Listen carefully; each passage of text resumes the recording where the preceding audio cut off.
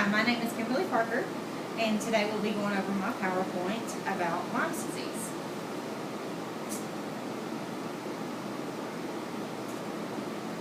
Lyme's disease gets its name from the Connecticut area where it was first discovered.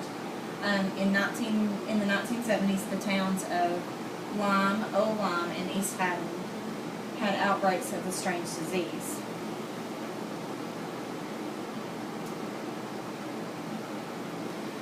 There was an outbreak among people, most of which were children in the area, due to the outdoor activity that most of the kids played outside in the woods and areas like that. So it kind of put them more at risk to contract the actual disease.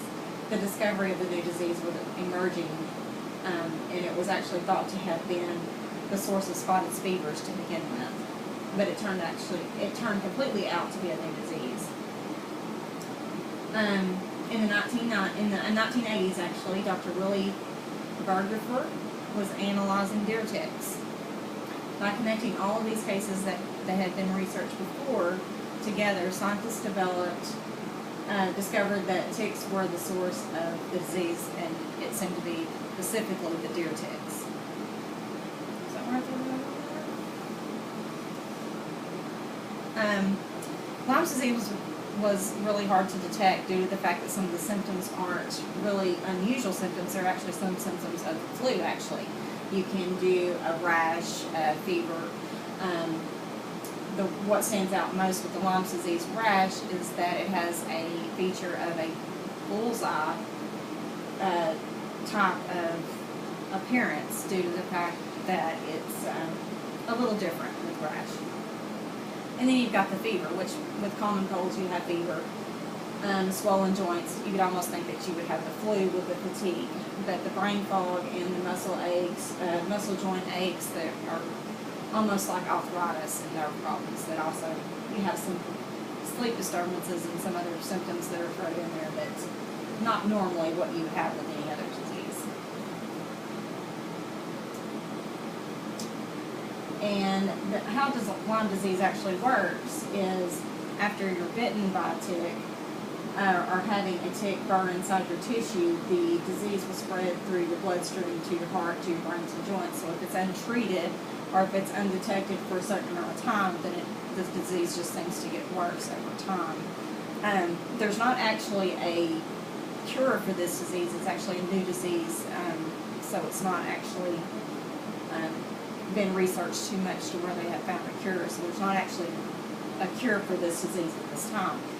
It can be treated with antibiotics and such, but we'll get into some of that in just a few minutes.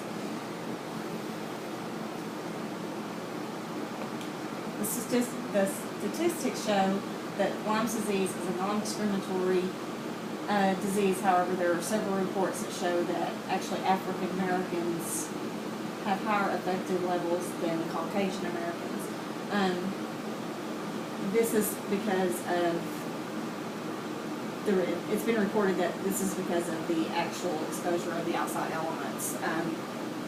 Caucasian children seem to be more on the outdoors, to where African Americans tend to live more in rural areas and not much in the outdoors.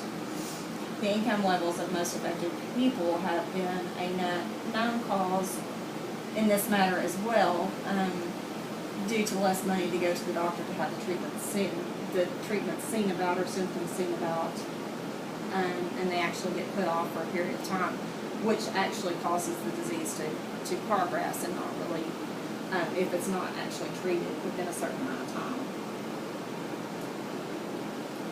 And it's been reported that over 300,000 new cases of Lyme disease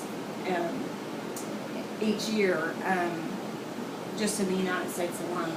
And it can actually affect the men, the women, the children, and anyone can be affected by this disease.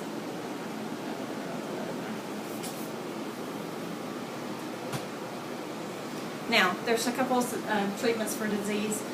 You can do actually the most common is the antibiotics, as I had mentioned before. Some people do the intravenous antibiotics for 4 to 6 weeks. I believe doxycycline is one of the antibiotics that's actually used to actually treat the disease. Again, the disease is not curable, so it's just basically maintaining it. However, Lyme disease is hardly ever caught in enough time to disperse the antibiotics due to the inability of the test to detect the disease itself, due to the symptoms of the disease. Because, like I say, you feel like you probably got the flu with the rash and the fatigue and the fever. That's, main symptoms of having the flu. The second type of treatment is more of a holistic approach with natural herbs. Now, some people like to take the natural herbs over the antibiotics due to the side effects that the antibiotics seem to have on their system.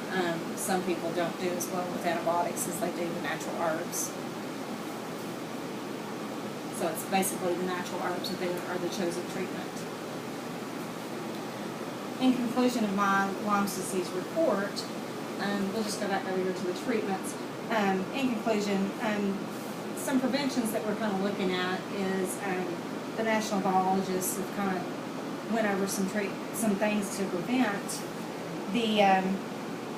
Trying to help prevent a little bit is to try to do some deer, they called it deer fencing, and they put fences up in the areas where deer inhabit the areas and kind of eliminate some of that.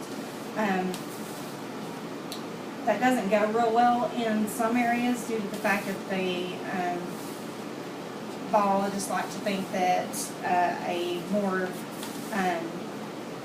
inexpensive approach would be the non-toxic deer repellents that the deers will just eat. They come in and eat. And an excellent alternative is not having the harsh chemicals for the deer. So mainly the deer fencing is the most essential way to help prevent the Lyme disease. And mainly helping prevent this would be if you're outside in the woods and you've been exposed to some deer inhabited areas, you definitely want to check you and your family for ticks and make sure that everything kind of looks good before you come in. You always want to keep the animals checked and stuff like that, because they do spend a lot of times outdoors and come in the house. If you have any questions, then that's my conclusion.